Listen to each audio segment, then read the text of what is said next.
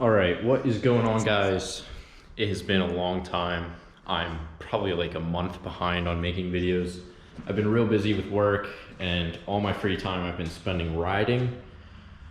But that's a good thing because it lets me do this video. So I've wanted to do a review on having a two-stroke Supermoto. I've seen some videos on YouTube, and I think a handful of them are kind of misleading with, street legal two strokes. So I kind of wanted to give my own take on it. I've been putting some decent time on the bike. I have just about 30 hours and let's see how many miles. Almost 900 miles. And I've owned the bike for a couple months now. So I figure it's time to kind of talk about the good things, the bad things, and clear the air on the stigma around two strokes, because I think a lot of the prejudice against it is, it's not like it's wrong, because I think two strokes have come a long way. If you were to try to do this with, like an old YZ, I think it would be a nightmare. But with how the technology has changed, what KTM's done with the engines, I think it's actually really reasonable. And I don't think it's as nearly as bad as a lot of people seem to think. So I'm gonna go get some B-roll shots and a couple clips of things I wanna show. And I'm also gonna throw in some older clips I have, and I'll kind of break it down item by item and talk about it. We are strong enough tonight. When I get lost, I get lost in you. You're my safe space, the only place I wanna know. When I'm found, I am finding you. You give me something to run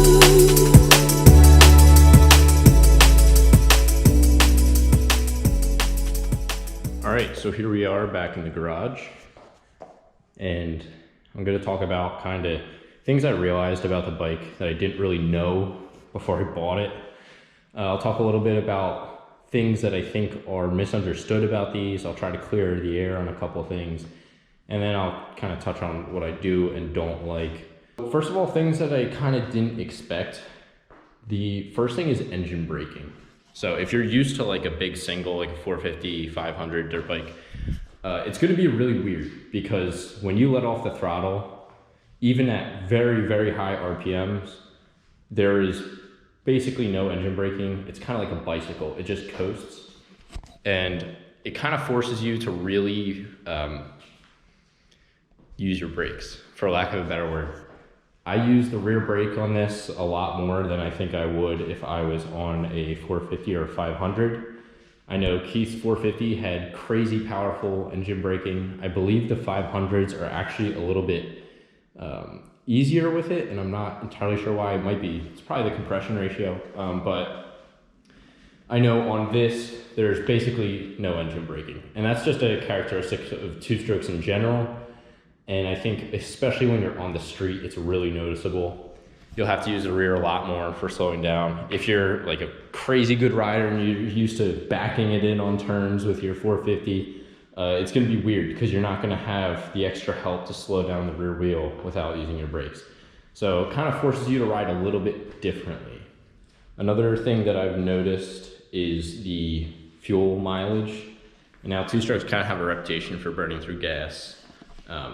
It's nothing new, but I didn't realize how big of a difference it would be based off of your riding style.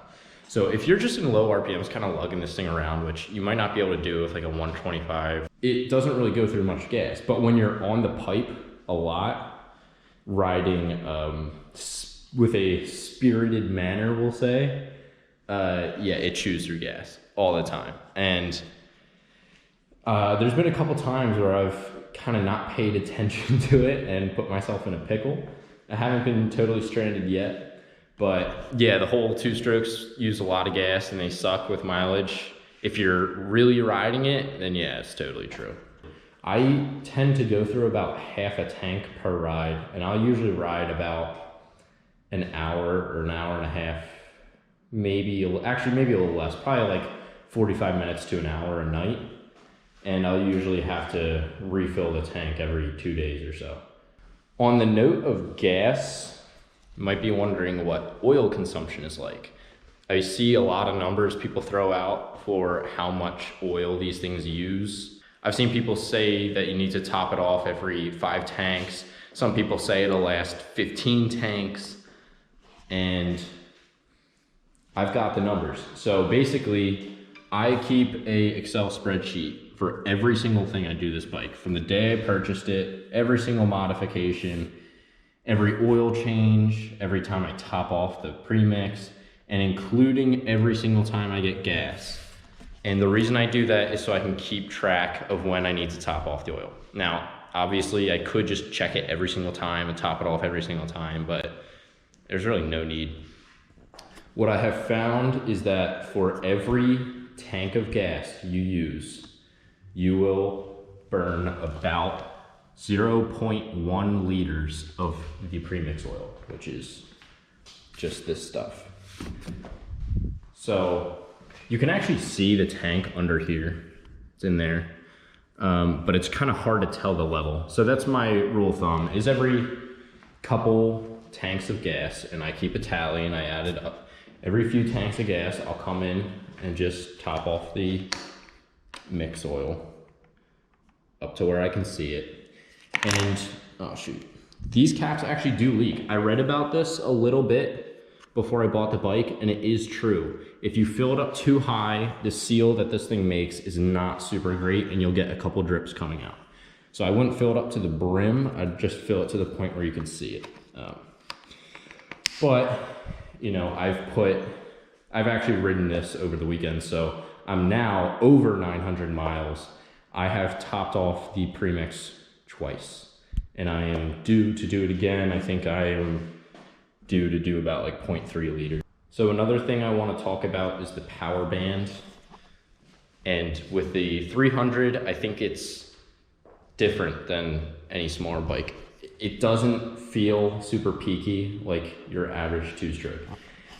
Yes, there's not as much low-end torque as a 4-stroke. Yes, you definitely get a power hit when you're in higher RPMs, but it doesn't hit you like a ton of bricks. It's not freight train.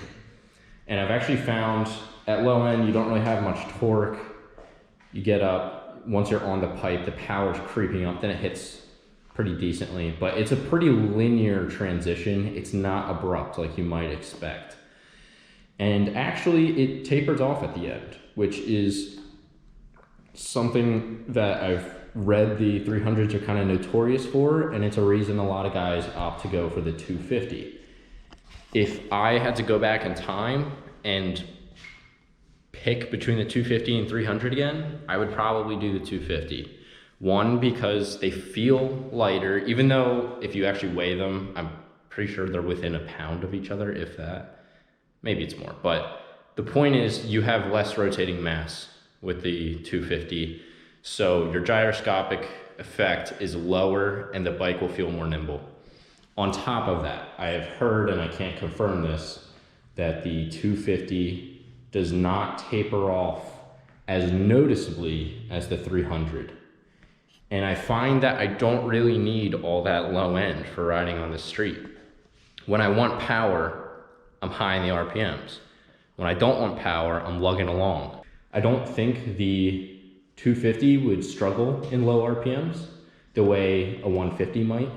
I think it would be just as capable at cruising speeds. So yeah, if I had to go back in time, I'd probably get the 250. I believe they are within 1 horsepower from one another at their peak power on a dyno. And I kind of would like to not have that fall off at the end, and a little bit lighter feel couldn't hurt. So on the topic of cruising speeds and lugging along, I want to clear up some things about 2-strokes, some misconceptions. A lot of people think that these things are unrideable at constant RPM because they will buck, because they will vibrate like crazy, and I can't speak for every carbureted 2-stroke that's ever existed, but I can say with certainty that the fuel-injected KTM and Huskies do not suffer from those problems. So the bucking, first of all, at low RPM is almost non-existent. And I think a lot of that will have to do with your gearing more than anything else. A lot of dudes doing these reviews have, you know, like a plated 300 and they're running super short gearing. And yeah, no kidding, it bucks. So I'm running 1444 on this and I have almost no problems. The only time you'll get a little bit of rocking is at low speed when you're at very low RPM, when the engine is almost bogging. And if you're there, you should be a gear lower. So it's really not a problem. On the note of vibrations, there's almost none. These counterbalance engines are absolutely amazing. This is super smooth at low end, even on the pipe, high end, when it's screaming, it will not shake your teeth loose the way an old MX bike would. So overall, I'm really happy with this thing. Obviously having TPI makes life a lot easier for streeting 2T, but at the end of the day, I don't think this adds any headache that you wouldn't have with a 4-stroke.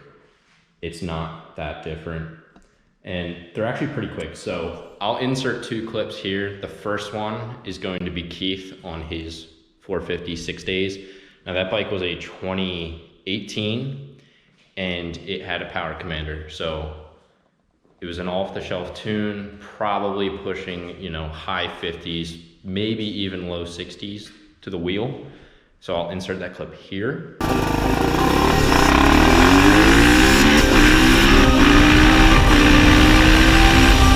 And as you can see, that bike was faster, but this held its own. I believe, correct me if I'm wrong, these should put out close to 51 horsepower. I believe that's what they're rated at. I don't know what they actually dyno at. But in this next clip, my buddy Jay has a unmodified EXC 500. His is also a 2020. His also has the exact same gearing, 1444. And that bike, I guess, would actually dyno kind of like mid to high, or maybe, I guess it would dyno like low 40s because it's 100% stock, I'm not sure. But you'll see that, you know, the low end, the EXC obviously pulls in the beginning, but this catches up real quick. So I'll insert that clip here.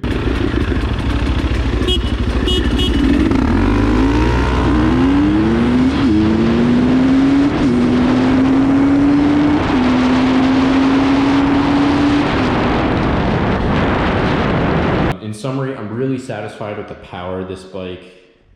I mean, I could always use more, but the 300, 250, the peak's about the same. So I don't think you'll find yourself really wanting more unless, I mean, maybe if you're doing track riding or something. But if you're doing track riding, you're gonna want a 450 anyway for the engine braking. Probably, maybe not. But don't be afraid to get one of these. You know, you'll see a bunch of Facebook warriors saying reliability problems, unrideable.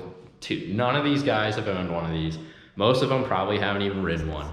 And it's come a long way. The 2-strokes have really come a long way. Obviously I'm biased, but I think if you're on the fence about getting one, you should give it a shot.